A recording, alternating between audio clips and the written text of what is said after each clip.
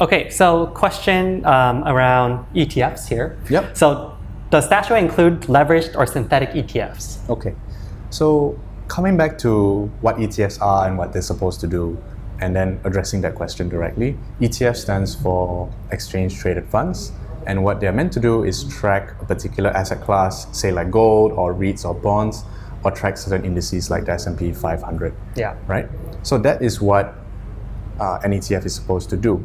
So when we choose ETFs, we have a few criteria. The first of all is cost. The lower the cost, the better it is for investors because they get charged less.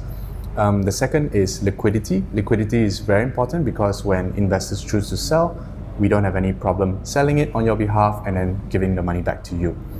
And the third thing we look for is what is called a tracking error, or how closely it tracks the asset class or the index that it's supposed to track.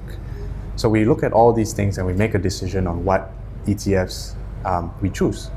The fourth criteria, which relates to your question, is do we use leveraged or inverse ETFs? The answer to that is no, we don't, because we believe in picking ETFs that are backed by real assets. So if we buy a gold ETF, it's backed by real gold. If we buy an equities ETF, it's backed by real stocks. Mm-hmm. And same with bonds as well.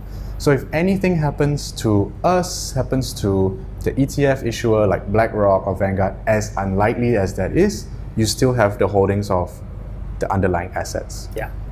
Plus, when we're talking about building long-term wealth, you really have to look at these asset classes as something to diversify your portfolio rather than pick ETFs that are leveraged or inverse to trade on a daily or weekly basis. Those are for traders. We invest your money for long-term growth, which is why we've picked the ETFs that we've chosen. Yeah.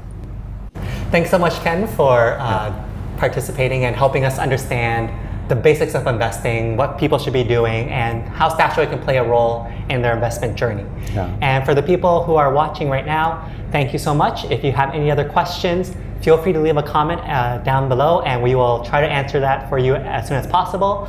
Otherwise, check out the other videos that we have with Ken here. We have a bunch of other questions that we have recorded and hopefully will help you in some way, shape, or form. And if you're ready to take the next step in joining StashAway, just feel free to use one of the links below in the descriptions because you'll get some bonuses that you can't find anywhere else. All right, thanks a lot.